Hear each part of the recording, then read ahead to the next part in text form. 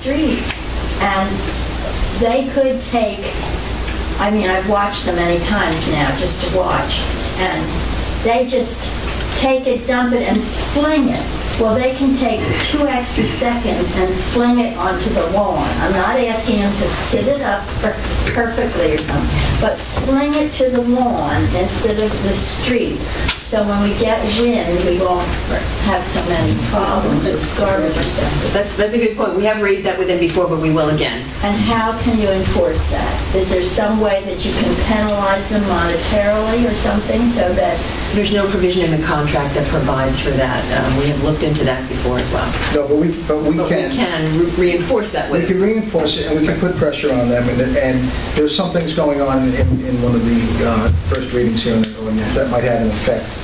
That might impact that. That might impact that. But I will make this commitment too. And I don't think, maybe there's nothing in the contract that gives us necessarily the right to, to get them to enforce it or penalize them. I don't know unless they're really in breach.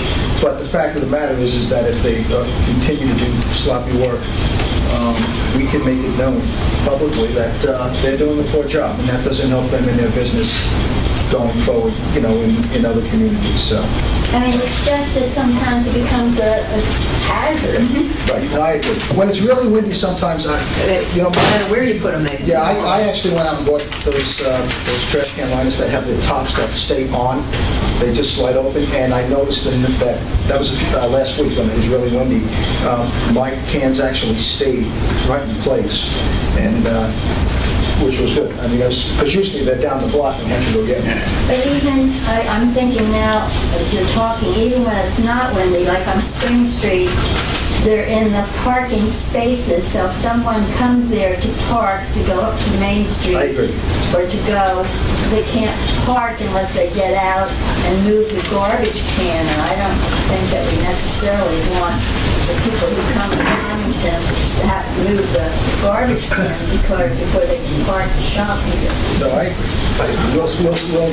We'll bring that up to them on Wednesday. We have our meetings on Wednesday morning, and we will make sure that the owner of the service is aware. Well, it's not just the owner of the service. The owner of the service has to somehow communicate with those guys that are... Oh, absolutely. Yes, we'll make sure that it's clear that he needs to do that. I wouldn't want that job for all the tea in China when it's so beastly cold and windy and they're hanging on the back of that truck. I mean, I would want to be in a hurry too. But it's just that the hazards that are presented by not getting the cans off the street. I agree. Okay. All right, moving on to number 4 on the agenda, my report. I will be brief here, but I do have a few items. First, from a finance perspective, the work on the 2013 budget is progressing. The council met this past Saturday in workshop format here to continue presentations by department heads. We will be having a follow-up workshop. I'll be sending out an email to the council tomorrow. We'll be looking at March 9th or March 16th, both Saturdays, and which we choose will depend upon the availability of the council. But as soon as we make a decision on that, we will be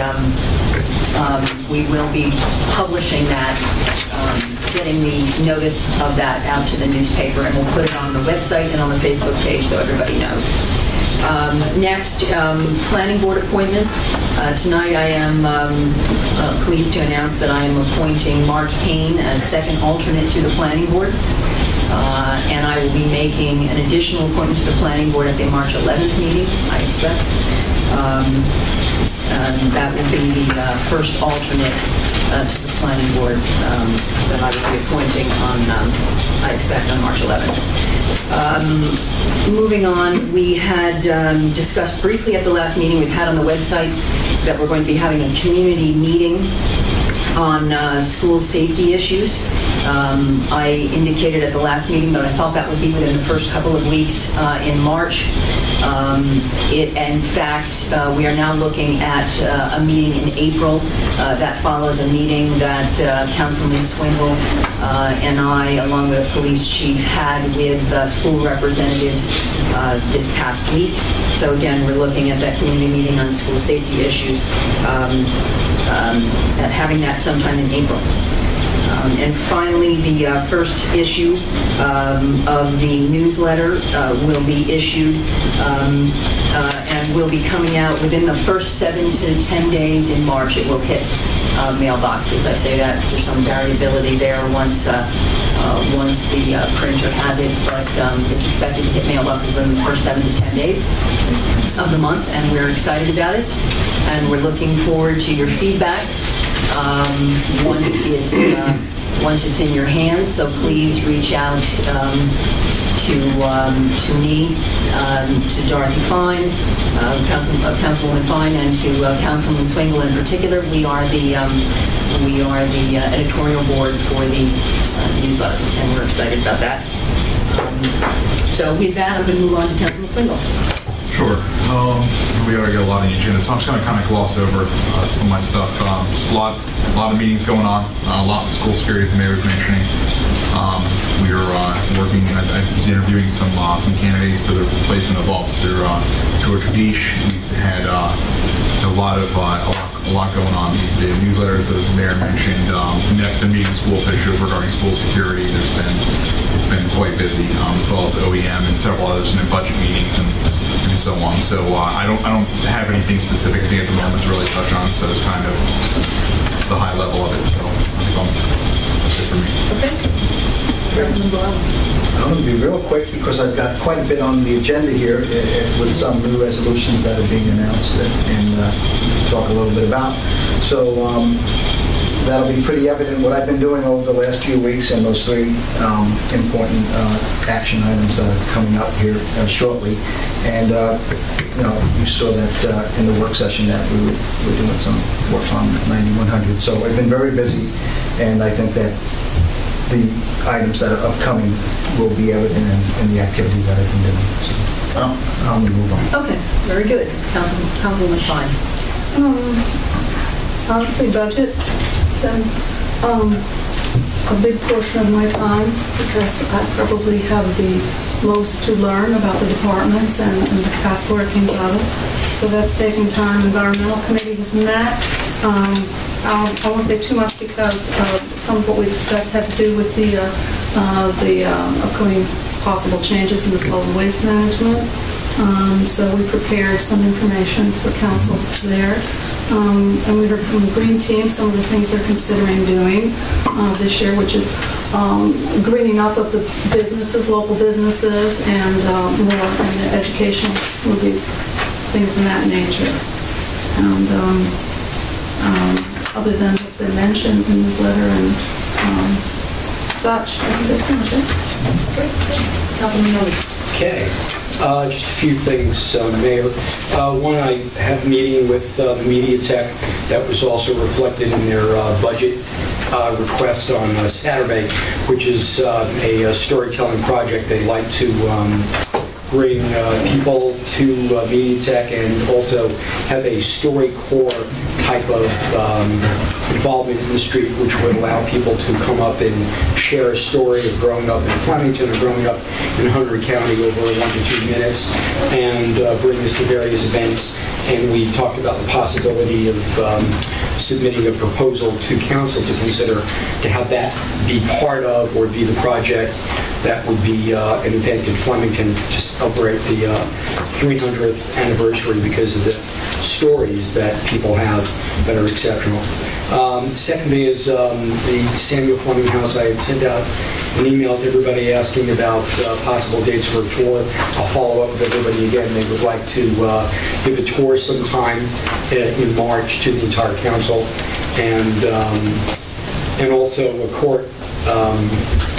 I spoke with Brian, went back and forth a little bit email with regard to records that he wants, so I'm going to just make sure I follow up offline with that to make sure whatever records he needs get to Brian and the police department in the proper manner. And that is it. Okay.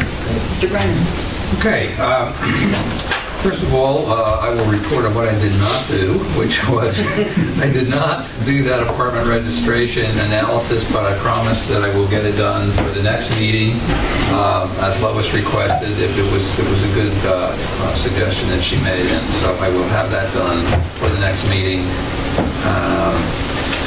Did the normal ride around with property maintenance, followed up on a few sign complaints. We were a little slow in responding to a couple of them because the zoning officer was out this week, but we'll continue to follow up and get those resolved. Planning board meets tomorrow night. The only application is a completeness hearing on a fairly minor project at the Spice Factory on 70 Church Street. Union Hotel we've already covered, and the HPC's regular meeting was held, and they approved 4 applications, so they're about on pace with the number of applications for the year. That's all I have. I just had one follow-up down to an item in my report, which concerns the planning board appointments. I meant to mention that Mark Haynes' appointment is effective March 1. As you know, he is, as most people know, he's recuperating from back surgery, but will be back to his old self in March, and so his appointment to the planning board is effective March 1. All right, moving on to the next item on the agenda. Since we have tabled the minutes, the next item is what was number 7 on the agenda, the mayor's slate of supplemental appointments to volunteer boards and commissions. Mr. Greiner, do you want to move that? Sure. I'll move it, and I guess what we're moving is that the appointments are listed on the next page in there. The only ones I personally know about are Shade Tree and the Library Board. Then we have three to the Fleming House. And this shows Dorothy Fine for environmental? Yes, she's being appointed as an official member of the commission. As an official member. Okay, all right, fine. So that's it, those 4 boards appointments. So I Can you move that. read the names since we... Yes, I'm sorry, I will. Environmental Commission is Dorothy Fine. Shade Tree is Matt Booza. Library Board is Warren Buckleitner. And the Fleming House Board of Trustees are Carmen Grimes, Joni Kinslow, and Randy Block. Okay, and these are... Okay. I moved that. Okay, Yeah. these are mine. Okay, go ahead. Second. Mr. Swingle? Yes. Yes. Mr. Valella? Yes. Ms. Fine? Yes. Ms. Novick? Yes. Mr. Greiner? Yes. Okay, Mr. Swingle, would you take Resolution 2013-42, please? Sure. Resolution 2013-42, authorizing the redemption of tax sale certificate number 2012-019 held on Block 34, Lot 22, which is 20 Bunnell Street, for the amount of $278.71. I'll move it. Second. Mr. Swingle? Yes. Mr. Valella? Yes. Ms. Fine? Yes. Mr. Novick? Yes. Mr. Greiner? Mr. Greiner? Yes.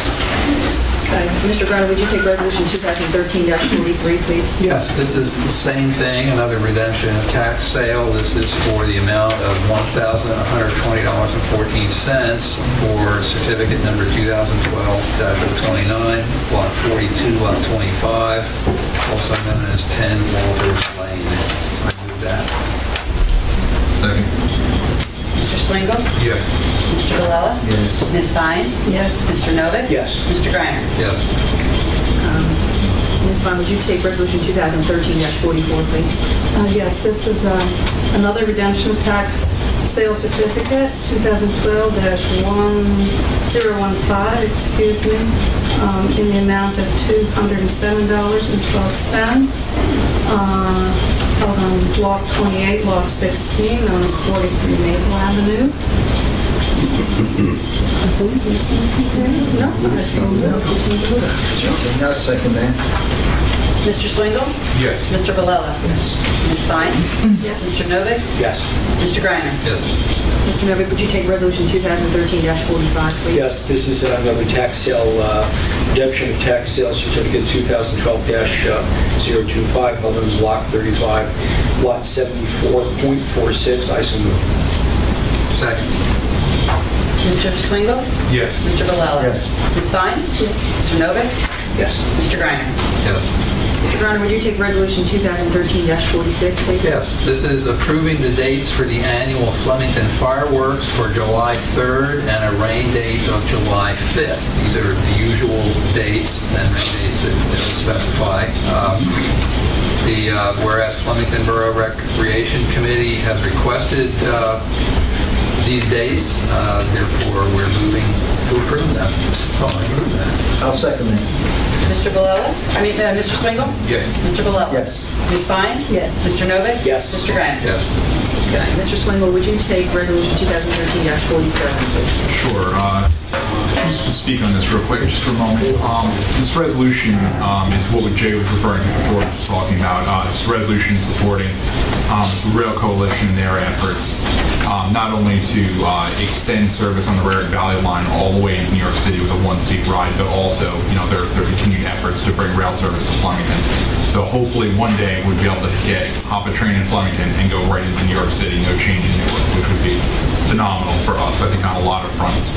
I wanted to, my wife Melissa is in the back, is the moderator and as well as the originator of Fleminton United Facebook group, which is kind of where this thing spawned. But really the thanks and the credit should go to Rich Hagan, who, was the one who posted the resolution at South Bound Brook, I think it was correct. South Bound Brook, I think, was the one who passed the original resolution. South Bound Brook was the one who passed the original resolution, I believe, that Rich had posted. Had posted this resolution that we, kind of picked up on, and I think that's kind of sparked the whole conversation. And ultimately, I assisted in helping write the resolution, and the Rail Coalition got involved, and everybody kind of did it. It's a great collaborative effort, so it was quite awesome. So I'm just going to read it off real quick, and then I'll move it. Resolution 2013-47, supporting the Hunter and Somerset Rail Coalition on their efforts to improve the Raritan Valley line with one-seat ride service from Fleminton to New York. I'll move that. Second. Mr. Swingle? Yes. Mr. Valella? Yes. Ms. Fine? Yes. Mr. Novick? Yes. Mr. Greiner? Yes. Okay, moving on to the next item, Resolution 2013-48, which has become now a proclamation recognizing the significance of Paul Robeson and Black History Month. So I will take care of converting that to a proclamation. Can I read the You may. resolution? Rick, can I just get that? Sure. What I'm going to do is read this as a, since this has been converted to a proclamation, I'll read the resolution. Whereas the mutually beneficial contributions made by Paul Robeson and the Children's Choir School, where Paul Robeson was a student, have a significant place in the history of Fleminton. And whereas the first Africans were brought in voluntarily to the shores of New Jersey and America as early as the 17th century, and whereas African Americans suffered enslavement and subsequently faced injustices of lynch mob, segregation, denial of basic fundamental rights, and whereas despite slavery, African Americans from New Jersey have made significant contributions throughout the history of the United States and New Jersey, and whereas Paul Robeson as a young child attended the Children's Choir School in Fleminton under the guidance and teachings of the school's founder, Elizabeth Van Fleet Vassilier, whereas this contribution has been recorded and recognized in the records of the Hunter County Historical Society. And whereas Paul Robeson was awarded a 4-year scholarship at Rutgers and went on to a stellar college career in football, track and field, baseball, and an outstanding performer in theater, films, and concerts. And whereas Paul Robeson began his life's journey right here in Fleminton as a child, now therefore be it resolved that the Borough of Fleminton and the Mayor of Fleminton and Borough Council recognize that the significance of Black History Month is an important time to recognize the contributions of African Americans in the nation's history and encourages and continued celebration of this month to provide opportunity for all peoples in the United States, recognizes and calls on our citizens to use Black History Month to use as an opportunity to learn the past and to better understand the experiences that have shaped Fleminton and the nation, and recognizes and honors the life and creativity and positive impact on singer, athlete, and activist Paul Robeson has had on New Jersey, Fleminton, and the United States. Very good. Thank you very much.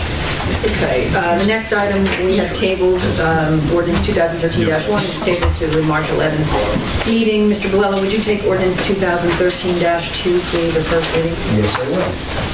Okay, so this is the first reading of Ordinance 2013-2. It's an ordinance granting a non-exclusive franchise